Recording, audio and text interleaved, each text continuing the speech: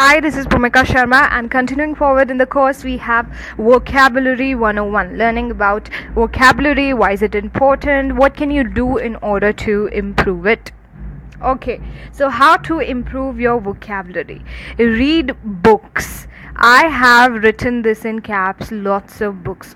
Why do I advise you to read lots of books instead of just books? It is because when you read a number of books, it kind of helps you to, develop that habit of reading. And when you start to read a lot, you start to analyze your English, okay? And then when you get to know new words, you may use it in your daily language. You may discuss all those books with your friends or, other people who may be sharing some common interests with you. So it's not just that if I ask you to read a book, you go home and you just open up a magazine or something and then you're done with it. Don't do that. I would like to tell you about myself. When I was in school, I used to read so many novels, and a number of these novels, they were from Enid Blyton and I would say Rabindranath Tagore. I used to read a lot of Rabindranath Tagore's poetry because it was so interesting for me at that particular time, and it was always a pastime for me when I was bored with my regular studies. When I got into college, I developed a reading for classics and a number of novels which have relevance in the current affairs. For instance, the White Tiger by Arvind Adiga, and then one of my favorites is the Color Purple by Alice Walker, and then I love all of Khaled Hosseini's novels. So I have in this particular topic itself, I have recommended you some books that you can start with. Of course, there are a number of books that you can go for. I would suggest if books repel you for some manner, because I have heard a lot of people saying that they want to improve their English, but they cannot read a book in one go, as in they need a number of months or like a number of weeks to get done with a novel. So I would advise you to start reading with Harry Potter series. I am a Potterhead. I love Harry Potter so much, just because if you get addicted, if one chapter is done, you would not be able to resist yourself and turn the page over. So you can start out with that, and then of course if you need some more recommendation on what books to read in order to have a better vocabulary, I can totally go on and recommend you more. You can comment down. Then we've got the power of dictionary. Now this thing is very, very important. When I was in school, when I was in I would say 6th or 7th grade, our English teachers, they used to check our bags, or they used to ask the monitors to check our bags if we have any dictionary in our bag or no, because if we don't, then we'd have to pay 10 rupees fine. So why is this important in a person's life is because whenever you don't understand a word, you can quickly open up a dictionary and learn about it.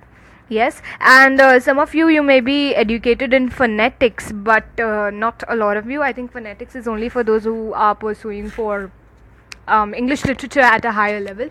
But if you're not, then it's completely fine. You can open YouTube and learn the pronunciations of a number of words. But the most important thing here is the dictionary, because you get to have a number of meanings for the homonyms and the homophones as well. All the additional information, you all get that in a dictionary. And the best part is you get dictionaries for very cheap. It's not always important that you go for the highest Macmillan's, or it is important to buy an Oxford dictionary. You can totally go for a Hindi to English dictionary if your language is like that. And almost every language has got its own dictionary. So if I would say you're Gujarati, then you can have a Gujarati to English dictionary as well. Moving on, which word to use instead of regular words to enrich the language. Now this is why I have to stress on improving a vocabulary, because if my sentence is stop delaying, it sounds very simple, but if I say stop procrastinating, it sounds very enriched. So this is why you need to learn a number of words, and this is why having a dictionary in the first place is very important. Then we've got subject oriented vocabulary. What do I mean by this? If you're a biology grad, then you would have to know all the scientific terms. If I say the coconut, so Cocos nucifera, all these vocabulary, I would say the scientific vocabulary, it plays a great role if you're writing a research paper for a journal. So that is the reason why the subject-oriented vocabulary plays a great part. In physics, you would have different terms such as magnetism and electricity-related terms. So that is the reason why you've got to read a number of books pertaining to your field as well as in generality as well. Watching talks and debates. Now, I would recommend you Rajya Sabha TV, and I think the program on which they discuss a particular topic, it's called The Big Picture. If you watch Rajya Sabha TV, The Big Picture is the best talk show ever. It is not like any other. It's not a debate. Everybody gets to put up their points and you try to understand the picture better. You get each and everybody's perception and you for your own self can conclude something from it. So these kind of talk shows and debates, the TED talks, the TEDx events, these are very prestigious talk shows in which a number of prestigious personalities speak. So the TED events are all available on YouTube, and even for Rajya Sabha TV's The Big Picture, you can totally go on and search them on YouTube. I think some of them must be available online. Importance of listening to news regularly. I would say it would increase your vocabulary on more of a current affair related level. So yes, that's about how to improve vocabulary. I would totally recommend you BBC, the British Broadcasting Channel, and then I would recommend you NETV. The NETV debates are amazing. You can totally go for them. And then I would also recommend you travel related channels, because a number of general knowledge information you get from all of them. I would recommend you TLC. I would recommend you History Channel. History Channel is amazing. I would recommend you Fox Life as well, because there are a number of global shows that you could totally connect to while enriching your vocabulary like that. Moving on, we have the writing skills. Okay, so now that you have a good vocabulary, you know what word to use instead of what, you will start writing and your writing will obviously become better. So the first practice that you're going to do is practicing essays and short articles on a daily basis. See, we read the newspaper, we get a newspaper, we open it up, we have a topic every day. The newspaper is like a person's book, you get a number of topics. Take one topic, write a short paragraph. The paragraph need not to be a very long essay, like a 2 or 3 page essay, but you can at least write a little paragraph, like say 10 to 15 lines on it. When you start developing that practice, you will slowly become able to write it in one go when you have to write it for 3 words in your 3 pages, I'm sorry, in your UPSC examination. So I think that's going to help you a lot. Practice it like that. Then we've got to use attractive elements such as quotes from famous personalities and phrases. I personally begin every essay, every article with a quote. And these quotes, I used to have a quote book, but now because I've been using it so much, I have a number of quotes on my tips.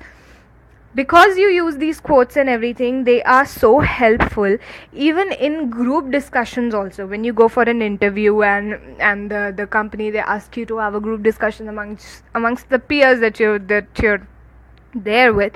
If you use these quotes there also while you're speaking English, then also it's going to do you a great good, because all these factual points and quotes and all these things, they have additional marks. They increase your chances of selection.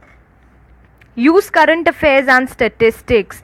Now, you must have seen that there are a number of member of parliaments who just speak like without any evidence at all. So what do? Do you like to listen to them? I don't. I personally don't. I love listening to all those politicians who read with evidence and a number of statistical data. Now, demonetization, if I take an example, I personally think that it was really good when it came out, but slowly when I had to research on the topic a little better, I thought that it was not even required. But I had not seen any person support the opposite view, that is, demonetization should not have taken place, much better than Shashi Tharoor. Shashi Tharoor did such a great job. I saw the whole thing on YouTube. It was so good. and I think 99% of goodness was because of the statistical data. He stated everything related to the economical point of view which was going on in the country, and I think that is how he made a point. So whenever you are writing, say if I ask you to write about climate change, an essay on climate change, then what are you going to do? Write down the percentage data that you have, search on any topic that you're given on, try to read a number of infographics. The infographics, they give you a very wide knowledge in points basically. So I think that is all very very easy to do, and I think it's going to help you a lot. Try to write paragraph in monotones. Now by monotones I mean, if you're writing a paragraph about something, make it about only one thing. You should not be adding multiple things into it. If you add multiple things in one paragraph itself, it just it just confuses the reader a lot. So all the good books which are easily understandable, they do this: one paragraph only to explain one concept. Be very particular about grammatical errors. Now you don't have to make errors a lot. All these mistakes that you can observe in which are incorrect grammatically, these can be mended by having a good grammar book. You can totally ask your grammar teachers to advise you on the same, and try to ask them questions, your grammar teachers. Ask them how can you improve your grammar skills, so that they refer to you some good books and you can use them. Use the newly learned words generously. Now this is important, because say you learn a word but you never get to use it. Now you know what is schizophrenia, but you never use it in your essay. Then how is it going to work? When I give you a topic to write on mental illnesses, you never write about schizophrenia because it's a long word, but you know it and you know what it means, but you never use it. So I think it's useless that way. So that was about how to improve vocabulary and writing skills. In the next lesson, we're going to discuss speaking skills. So keep watching. Please rate, review, and recommend this course wherever relevant. If you have any questions, you can write down in the comment section. Thank you for watching.